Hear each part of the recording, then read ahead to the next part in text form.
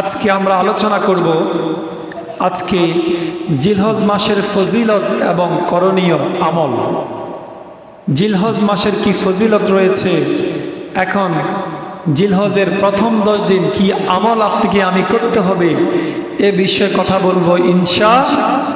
প্রিয় ভাইরা আমার, আল্লাহ সুবহানাহু ওয়া তাআলা 4টি মাস, বছরে হচ্ছে 12 মাস, তার ভিতরে 4টি মাসকে আল্লাহ রাব্বুল আলামিন স্পেশালভাবে সম্মানিত মাস বলেছেন। তার ভিতরে একটি মাস হচ্ছে মুহররম, একটি হচ্ছে রজব, একটি হচ্ছে জিলকদ, আর একটি হচ্ছে জিলহজ। সুবহানাল্লাহ বলেন। এই 4টি মাস হচ্ছে আল্লাহর কাছে সম্মানিত মাস।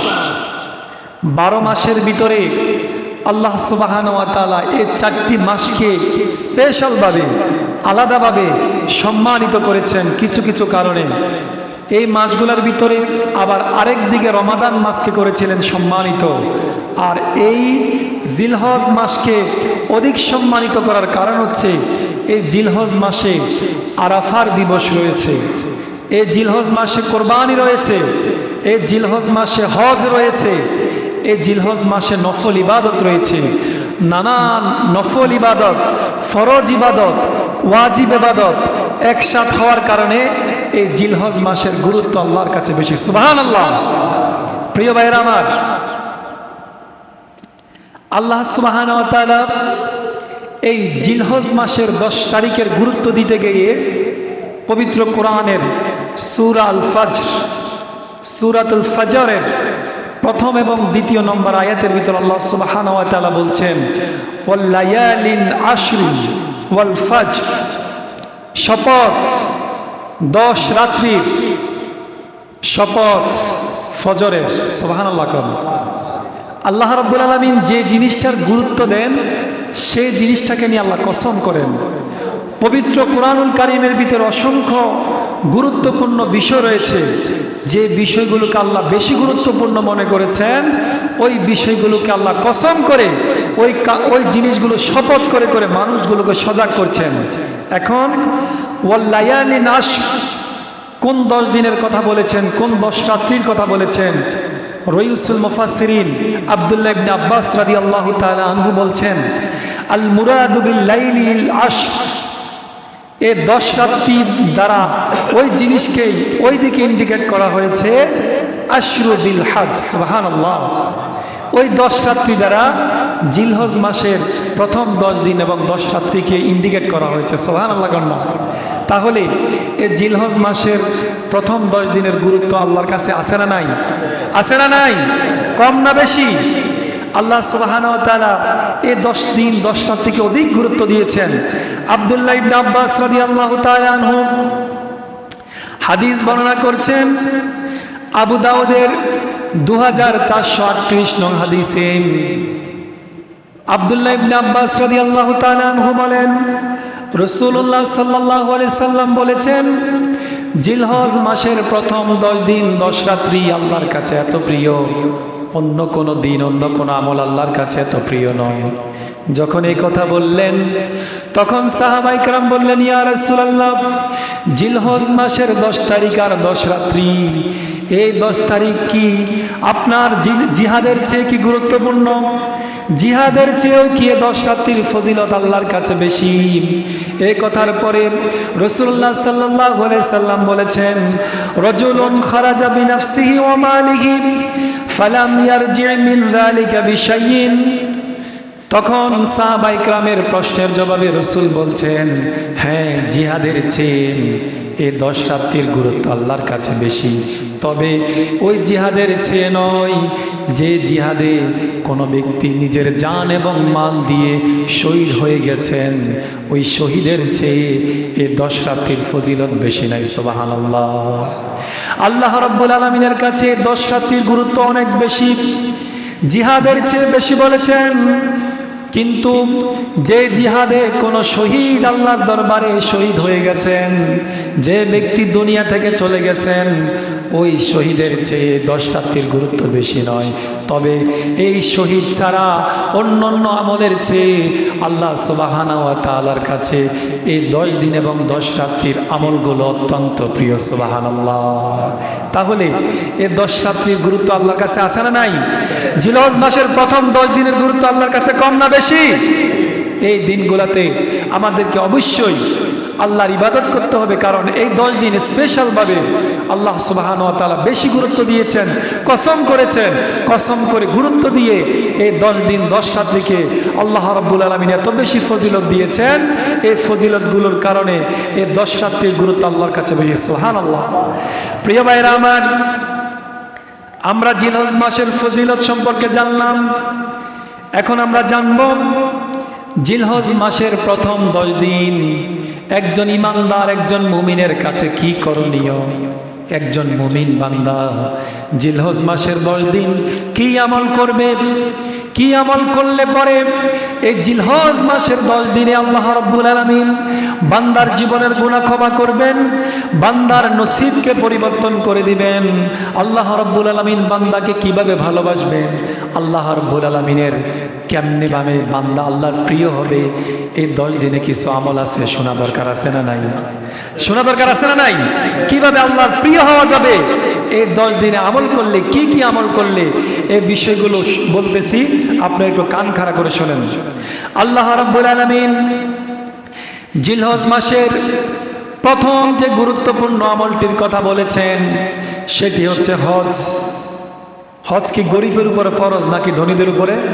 কথা বলেন, ধনীদের উপরে নাকি গরিবের উপরে? ধনীদের উপরে।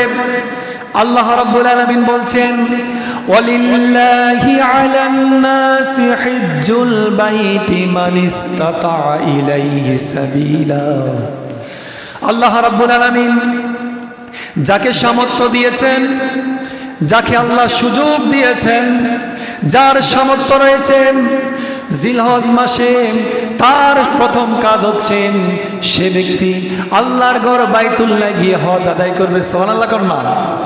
ওই ব্যক্তির প্রথম কাজ হচ্ছে সে জিলহজ মাসে গিয়ে হজ আদায় করবে।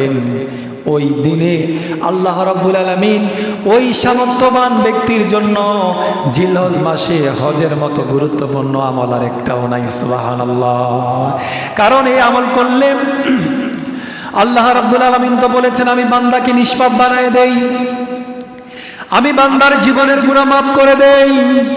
এই জিলহজ মাসে আল্লাহ সুবহানাহু ওয়া তাআলা বান্দাকে যখন হজের জন্য ডাকলেন, বান্দা হজে গিয়ে আল্লাহ রাব্বুল আলামিনের জন্য যখন হজ করে, আর আল্লাহ রাব্বুল আলামিন ওই বান্দার জীবনের সমস্ত গুনাহগুলো মাফ করে তাকে মাসুম নিষ্পাপ বানায় দেয়। সুবহানাল্লাহ। প্রিয় ভাইরা আমার, তাহলে জিলহজ মাসের প্রথম 1 নম্বর আমল হচ্ছে হজ করা। সামর্থ্যবান প্রত্যেকটা ব্যক্তির জন্য জিলহজ মাসে সবচাইতে বড় করণীয় কাজ হচ্ছে হজ। এই হজ তাকে করতেই হবে।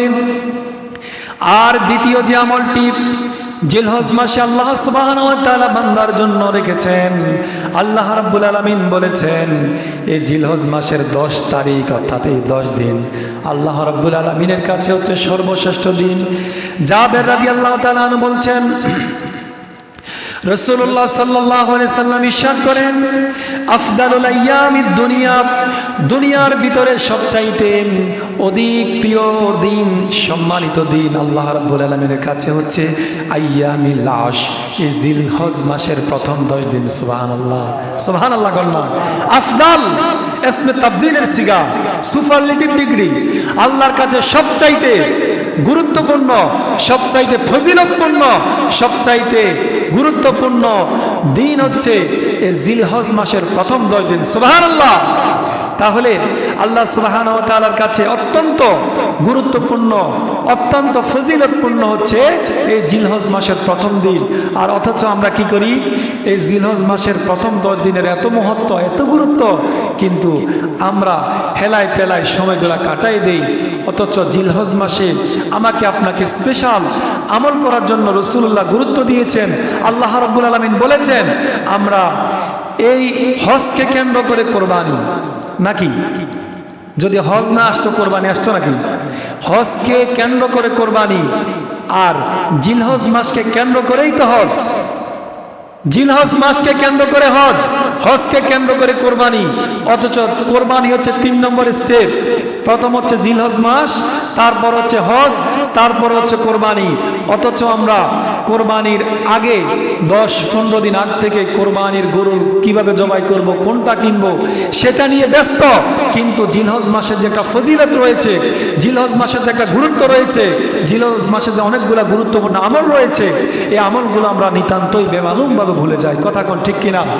আমরা বাজারে গিয়ে কোরবানির গরু কিনতে ব্যস্ত হয়ে যাই, আসরের নামাজ চলে যায়, মাগরিব চলে যায়, বুঝের বুঝ হলে এশার নামাজও চলে যায়। কিন্তু আমরা কিভাবে 10 কেজি বেশি হবে গরুটার ভিতরে, কিভাবে 10,000 টাকা কমে কিনা যাবে, কিভাবে আমি জিতবো, কিভাবে আমি বেশি অল্প টাকা দিয়ে বড় গরু কিনবো, আমরা এগুলো নিয়ে পাগল হয়ে যাই। কিন্তু জিলহজ মাসের প্রথম 10 দিন দিয়ে রাসূলুল্লাহ বলছেন আফদালুল আইয়ামিদ দুনিয়া, দুনিয়ার ভিতরে সবচাইতে গুরুত্বপূর্ণ দিন হচ্ছে জিলহজ মাসের প্রথম 10 দিন।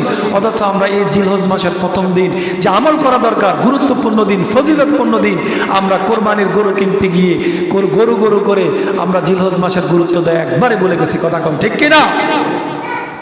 এভাবে জিলহজ মাসকে ভুলে গেলে চলবে না। আমল রয়েছে, আপনাকে আমল করতে হবে। প্রিয় ভাইরা আমার, হজের সবচাইতে গুরুত্বপূর্ণ যে কার্য, হজের প্রধান কাজ হচ্ছে 3টি। হজের ফরজ হচ্ছে 3টি। 1 নম্বরে হচ্ছে ইহরাম বাঁধা, 2 নম্বরে হচ্ছে আরাফার ময়দানে অবস্থান করা, 3 নম্বরে হচ্ছে উকুফে জিয়ারত, আপনাকে জিয়ারত করা, তাওয়াফ কাবাঘর জিয়ারত করা। এই 3টি হচ্ছে হজের মূল ফরজ ইবাদত। এখন যদি কোনো আল্লাহর বান্দা আরাফার ময়দানে উপস্থিত না হয়, তাহলে তার হজ কি হবে? কথা বুঝছেন? কথার উত্তর দেন। যেহেতু হজের 3টি ফরজের ভিতরে একটি ফরজ হচ্ছে আরাফায় অবস্থান, উকুফে আরাফা, আরাফার ময়দানে অবস্থান করা, একটি হচ্ছে ইহরাম বাঁধা, একটি হচ্ছে তাওয়াফে জিয়ারত। এখন 2 নাম্বার হচ্ছে আপনার আরাফার ময়দানে অবস্থান করা। এখন কোন বান্দা যদি হজ করতে যায় অথচ সে আরাফার ময়দানে অবস্থান না করে, তাহলে তার হজ কি হবে? কথা কন না, হবে হজ। কারণ হজের একটা ফরজ ইবাদত হচ্ছে আপনাকে আরাফার ময়দানে অবস্থান করা। যদি কোনো মানুষ হজে গিয়ে অসুস্থ হয়ে যায়, আপনারা টিভিতে দেখবেন, হেডলাইনে দেখবেন, হাজার হাজার মানুষ হজে গিয়ে যারা অসুস্থ হয়ে যায় তাদেরকে অ্যাম্বুলেন্সে করে 10 মিনিট 5 মিনিটের জন্য হলেও আরাফার ময়দানে গিয়ে 5 মিনিটের জন্য হলে অবস্থান করানো লাগে। কারণ এটা হচ্ছে হজের ফরজ, আপনাকে আরাফার ময়দানে অবস্থান করাই লাগবে কিছুক্ষণ সময়ের জন্য হলেও।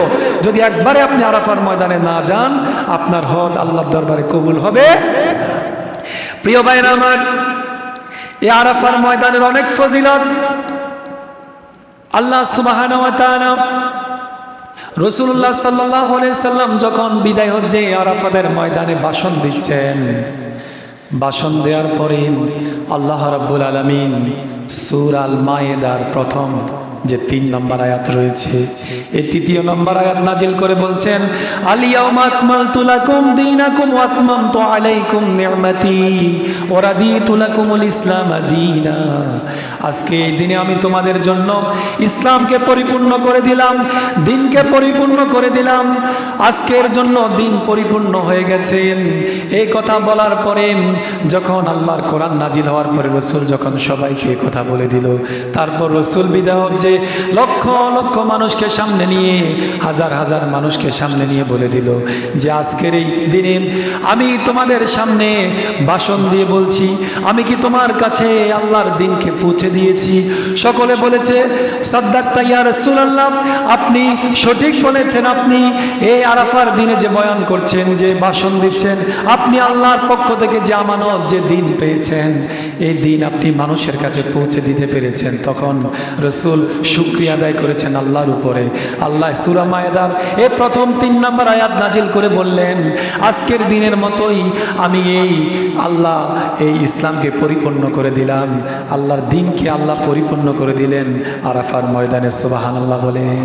ইসলামের মতো একমাত্র কমপ্লিট একটা ধর্ম, পরিপূর্ণ একটা ধর্ম পৃথিবী কোনোদিন দেখাতে পারে না, দেখাতে পারবেও না। প্রিয় ভাইরা আমার, ওমর রাদিয়াল্লাহু তাআলা আনহুর যুগে এক ইহুদি এসে বলল, আমিরুল মুমিনিন ওমর ইবনুল খাত্তাব, ওমর শোনো, তোমাদের কোরআনের ভিতরে এমন একটি আয়াত আছে যে আয়াতটা আল্লাহ রাব্বুল আলামিন তোমাদের কোরআনে নাজিল করেছেন। এই আয়াতটা যদি আমাদের ধর্মে নাজিল হতো, এই আয়াতটা যদি আমাদের উপরে নাজিল হতো, তাহলে ওই দিনটাকে আমরা ঈদের দিন হিসাবে নিতাম। তখন ওমর বলল, কোন সে আয়াত? তখন ওই ইহুদি বলল, সূরা মায়েদার 3 নম্বর আয়াতে আল্লাহ যে বলেছেন, আলিয়াউমা আকমালতু লাকুম দীনাকুম, আমি তোমাদের জন্য এই দিনকে পরিপূর্ণ করে দিলাম। দিন মানে ইসলাম। সুবহানাল্লাহ কন্যা, দিন মানে ইসলাম, আমি তোমাদের জন্য এই দিনকে পরিপূর্ণ করে দিলাম। ওই ইহুদি বলে, যদি আমাদের কিতাবের ভিতরে এমন একটা আয়াত আল্লাহ রাব্বুল আলামিনের পক্ষ থেকে, আমাদের রবের পক্ষ থেকে যদি এমন একটা আয়াত থাকতো, তাহলে যদি নাজিল হতো, তাহলে ওই দিনটাকে আমরা ঈদের দিন হিসাবে নিতাম। সুবহানাল্লাহ।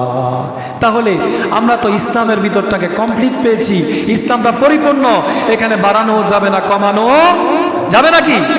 রাসূল বিদায় হয়ে বললেন, তারাকতু ফিকুম আমরাইন লান তাদিল্লু মা তামাসসাকতুম বিহিমা কিতাবাল্লাহি ওয়া সুন্নাত নবী। রাসূল বলেছেন, ও হাজার হাজার লক্ষ লক্ষ সাহাবায়ে কেরাম শোনো, আজকের এই দিনে বিদায় হজের ভাষণে আমি তোমাদের কাছে বলে গেলাম, তোমরা যদি দুইটা জিনিস আঁকড়ে ধরো, কোনোদিন তোমরা পথভ্রষ্ট হবে না। একটা হচ্ছে কিতাবাল্লাহি, আল্লাহর কোরআন, 2 নাম্বার হচ্ছে রাসূলের সুন্নাত, আমি নবীজির সুন্নাত, আমি নবীজির জীবন ব্যবস্থা।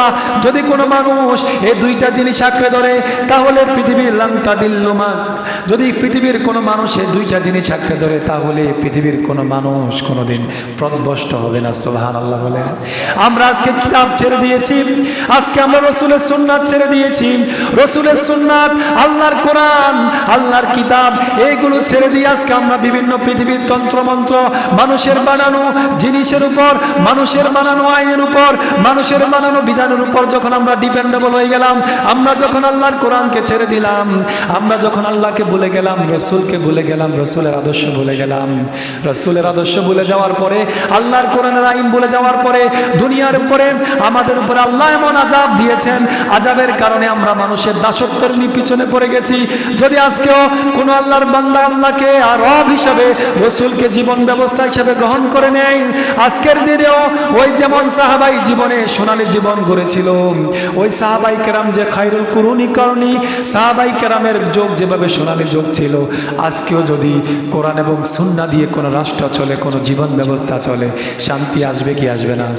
কথা কন না, আসবে কি আসবে না? আজকেও যদি কোরআন দিয়ে সুন্নাহ দিয়ে রাষ্ট্র চলে, জীবন চলে, আজকের দিনেও শান্তি আসতে বাধ্য। কথা কন ঠিক কি না? এজন্য আমাদেরকে ফিরে যেতে হবে কোরআন এবং সুন্নাহর দিকে। প্রিয় ভাইরা আমার, আরাফার ময়দানে আল্লাহ রাব্বুল আলামিন আরাফার ময়দানে আদম আলাইহিস সালাতু ওয়াস সালামকে রূহের জগতে, আরাফার সন্নিকটে রূহের জগতে উপস্থিত করিয়ে, আদমের পৃষ্ঠদেশ থেকে আদমের যত সন্তান দুনিয়াতে আসবে, প্রত্যেকটা বনি আদম, হিন্দু মুসলিম বৌদ্ধ খ্রিস্টান বলে কথা নাই, পৃথিবীতে যত মানুষ আদম হিসাবে আসবে, সবাইকে একসাথ করে আদমের হাতের উপরে এভাবে রাখলেন, ছোট্ট পিপিলিকার মতো আদমের হাতের উপরে সকলকে দেখা যাচ্ছে। সকলকে একসাথে রেখে আদমকে উপস্থিত করিয়ে, আদমের প্রত্যেকটা সন্তানকে আদম আলাইহিস সালাতু ওয়াস সালামের হাতের উপরে এভাবে রেখে প্রশ্ন করেছিল, আলাস্তু বিরব্বিকুম। পৃথিবীতে প্রত্যেকটা বনি আদম সেদিন বলেছিল, ক্বালু বালা। আল্লাহ রাব্বুল আলামিন বলেছেন, আমি কি তোমাদের রব? পৃথিবীর প্রত্যেকটা মানুষ সেদিন ঘোষণা দিয়েছিল, জি আপনি আমাদের রব। এখন দুনিয়াতে এসে যদি কোনো মানুষ আল্লাহকে রব হিসাবে না মানেন, এবং যদি মরার পরে সে বলল, আল্লাহ আমি দুনিয়াতে ছিলাম, আমার কাছে কোনো বার্তাবাহক যায়নি, আমার কাছে কোনো এলেম আসেনি, আমার কাছে কোনো নবী এবং রসুল আসেনি যেভাবে আল্লাহর পরিচয়, রসুলের পরিচয় আমাকে শোনাবে, এই কথা বলবে আল্লাহ আগেই জানে। এই জন্য আল্লাহ আদমকে রুহের জগতে প্রত্যেকটা বনি আদমকে হাতের মুষ্টির উপরে রেখে ওই দিন সাক্ষ্য নিয়ে নিয়েছিল, আল্লাহর পরিচয় ওই দিনে দিয়ে দিয়েছিল। এখন যদি পৃথিবীতে কোনো মানুষ আল্লাহর ইবাদত না করে মারা যায়, আর মরার পরে যদি বলে আল্লাহ দুনিয়াতে আমি গিয়েছিলাম, আমার কাছে কোনো বার্তাবাহক যায়নি, কোনো নবী যায়নি, কোনো রসুল যায়নি, আল্লাহ তোমার কোনো ওহী আমার কাছে পৌঁছায়নি, যদি কোনো মানুষ আল্লাহর কাছে এই কথা বলে, তার এই কথা কি গ্র্যান্টেড হবে? কথা কন্যা হবে? হবে না। কারণ আল্লাহ তো রুহের জগতে প্রত্যেককে প্রশ্ন করে দিয়েছিল, আলাস্তু বিরাব্বিকুম। প্রত্যেকটা বনি আদম সেদিন বলেছে ক্বালু বালা, জি আল্লাহ আপনি আমাদের রব, সুবহানাল্লাহ। এখন যদি কেউ আবার ওই কিয়ামতের ময়দানে যদি বলে আল্লাহ আমার কাছে তো কোনো নবী রাসূল আসেনি, আমার কাছে বার্তাবাহক আসেনি, কোনো সংবাদদাতা আসেনি, কোনো মেসেঞ্জার আসেনি, আমি তো তাহলে আপনাকে রব হিসাবে মেনে নিতাম, রসুলকে নেতা হিসাবে মেনে নিতাম, আমার কাছে তো কোনো কেউ আসেনি। আল্লাহ বলবে এইসব সুতানাতা আজকে চলবে চলবে না। প্রিয় ভাইয়েরা আমার, এই আরাফার দিনে আল্লাহ রাব্বুল আলামিন বনি আদমের ব্যাপারে বলছেন কি স্পেশাল বনি আদমকে আল্লাহ রাব্বুল আলামিন আরাফার দিনে দিবেন। রাসূল হাদিস বর্ণনা করছেন, আরাফার দিনে মা আয়েশা রাদিয়াল্লাহু তাআলা আনহা থেকে হাদিস, قال قال رسول الله صلى الله عليه وسلم ما من يوم أكثر من أن يعتق الله فيه عبدا من النار من يوم العرفة। রাসূলুল্লাহ সাল্লাল্লাহু আলাইহি সাল্লাম বলেন, আল্লাহ রাব্বুল আলামিন আরাফার দিনে মানুষকে এত বেশি ক্ষমা করে দেন, অন্য কোন দিনে আল্লাহ রাব্বুল আলামিন মানুষকে এত বেশি ক্ষমা করেন না। সুবহানাল্লাহ, সুবহানাল্লাহ, জোরে কর না। আরাফার দিনে আল্লাহ রাব্বুল আলামিন মানুষকে এত বেশি ক্ষমা করে দেন, এত বেশি মানুষকে ক্ষমা করে দেন, অন্য কোন দিনে আল্লাহ রাব্বুল আলামিন মানুষকে এত বেশি ক্ষমা করেন না। সুবহানাল্লাহ। রাসূল আর বলছেন, ওয়া ইন্নাহুম লা ইয়াদনু সুম্মা ইউবাহি বিহিমুল মালায়েকা। আল্লাহ রাব্বুল আলামিন ওই আরাফার দিনে মানুষের নিকটবর্তী চলে আসে, মানুষের কাছাকাছি চলে আসে। আল্লাহ রাব্বুল আলামিন ফেরেশতাদের কাছে গর্ব করে বলে, ও ফেরেশতা দেখো আমার বান্দারা আরাফার ময়দানে আজকে লক্ষ লক্ষ আমার বান্দারা উস্কো কুস্কো চুল নিয়ে আমাকে ইয়া রব্বি বলে আমার কাছে দোয়া করছে, আমার কাছে ক্ষমা চাচ্ছে। তোমরা ফায়াকুলু মা আরাদা হাউলাই, আজকে আমার বান্দা আরাফার ময়দানে যে দোয়াই করে তোমরা আমার বান্দার সকল দোয়া কবুল করে নাও। সুবহানাল্লাহ। আরাফার ময়দানে মুসলিম শরীফের 1348 নম্বর হাদিস, রাসূল বলছেন আরাফার দিনের মতো অন্য কোন দিনে আল্লাহ রাব্বুল আলামিন মানুষকে এত বেশি ক্ষমা করেন না। আরাফার দিনে মানুষের কাছাকাছি আল্লাহ চলে আসেন, ফেরেশতাদের কাছে গর্ব করে বলেন, দেখো তোমরা তো বলেছিলে আমার এই বান্দা দুনিয়া গেলে ফিতনা ফাসাদ করবে, জুলুম করবে, মারামারি করবে, আমার বান্দা তো পাগলের বেশে এই আরাফার ময়দানে এসে উস্কো কুস্কো চুল নিয়ে আমার দরবারে দোয়া করছে। আমি আমার বান্দাদের যত চাহিদা রয়েছে, আমার বান্দারা আজকে যা চাইবে এই আরাফার ময়দানে আমি আমার প্রত্যেক বান্দার যত জিনিস আছে মনের প্রত্যেকটা আশা আজকে পূরণ করে দেব। সুবহানাল্লাহ। তাহলে এই সুযোগটা আপনি হজে গেলে পাবেন, এই সুযোগ তো কাবা গেলে পাবেন। এই আরাফার ময়দান তো আর বাংলাদেশে নয়, আপনাকে হজে যেতে হবে। যদি হজে যান, আরাফার ময়দানে যান, তাহলে এই স্পেশাল সুযোগ আমার আপনার জন্য আছে না নাই? এটা কি একজনের জন্য নাকি সবার জন্য? প্রিয় ভাইরা আমার, আরাফার দোয়া, আরাফার দিন আল্লাহ রাব্বুল আলামিন স্পেশাল একটা দোয়ার কথা বলেছেন রাসূলুল্লাহ সাল্লাল্লাহু আলাইহি সাল্লাম। ওই দোয়াটা হচ্ছে খায়রুদ দুআই দুআউ ইয়াউমি আরাফা। আরাফার দিনে রাসূলুল্লাহ সাল্লাল্লাহু আলাইহি সাল্লাম বলেছেন একটা স্পেশাল দোয়া রয়েছে, ওয়া খায়রু মা কুলতু আনা ওয়ান নাবিয়্যুন মিন ক্বাবলি। এই দোয়াটা শুধু আমাদের নবীদের উপরে নয়, বরং প্রত্যেক নবী আল্লাহর কাছে এই দোয়া করত। তখন রাসূল সাহাবায়ে কেরাম বলল, ইয়া রাসূলুল্লাহ এই দোয়াটা কি? তখন রাসূল বলছেন, লা ইলাহা ইল্লাল্লাহু ওয়াহদাহু লা শারীকা লাহু লাহুল মুলকু ওয়া লাহুল হামদ ওয়া হুয়া আলা কুল্লি শাইইন কাদির। এই দোয়াটা শুধু কোনো একজন নবীর জন্য নয়, বরং এই দোয়াটা এত স্পেশাল, এই দোয়াটা প্রত্যেক নবী বলতেন। আর রাসূল বলছেন এই দোয়া পরে যদি কেউ আল্লাহর কাছে দোয়া করে, সাথে সাথে ওই বান্দার দোয়া কবুল করে নেওয়া হয়। সুবহানাল্লাহ, সুবহানাল্লাহ করনা। এটা এমন একটা স্পেশাল দোয়া, এই দোয়া পরে যদি কোনো বান্দা আল্লাহর কাছে দোয়া করে, এই দোয়ার বদৌলতে বাকি দোয়াগুলো অটোমেটিকলি আল্লাহ কবুল করে নেয়। সুবহানাল্লাহ। আরাফার ময়দানে বান্দা যখন বলে লাব্বাইক আল্লাহুম্মা লাব্বাইক লাব্বাইক লা শারীকা লাকা লাব্বাইক ইন্নাল হামদা ওয়ান নি'মাতা লাকা ওয়াল মুলক লা শারীকা লাকা লাব্বাইক, এভাবে লাব্বাইক আল্লাহ, লাব্বাইক বলা হয় কোনটা? যখন আপনি আমার সামনে আমি আপনার সামনে, তখন লাব্বাইকা, এটা হচ্ছে জমিরে খেতাব, উপস্থিত যাকে বলা হয়। এখন আল্লাহ আপনার এত কাছাকাছি থাকে আরাফার দিনে, আল্লাহর সামনে আল্লাহকে দেখে দেখেই যেন বান্দা আল্লাহকে লাব্বাইক বলছে, সুবহানাল্লাহ। তাহলে আরাফার ময়দানে যাওয়া ছাড়া, হজ করা ছাড়া এই স্পেশাল দোয়াগুলো করার সুযোগ তো পাওয়া যাবে না। এই জন্য দোয়া করি আল্লাহ প্রত্যেকের নসিবে আরাফার মতো এই সুযোগ, হজের মতো এই নসিব যেন কবুল করে দেয়। আল্লাহুম্মা আমিন বলেন, আমিন বলেন। যে আল্লাহ যেন আমাদের প্রত্যেককে আল্লাহর কাবা ধরে যেন দোয়া করার সুযোগ দেয়, আরাফাতের ময়দানে উপস্থিত হয়ে যেন দোয়া করার সুযোগ দেয়। আল্লাহুম্মা আমিন বলেন। প্রিয় ভাইয়েরা আমার, আরাফার দিনে স্পেশাল ভাবে যারা আরাফার রোজা রাখবে তাদের জন্য স্পেশাল যে আমলটা রয়েছে, স্পেশাল যে সুযোগ রয়েছে, এই রোজার আমলের কারণে রাসূলুল্লাহ সাল্লাল্লাহু আলাইহি সাল্লাম কাতাদা রাদিয়াল্লাহু তাআলা আনহু হাদিস বর্ণনা করছেন।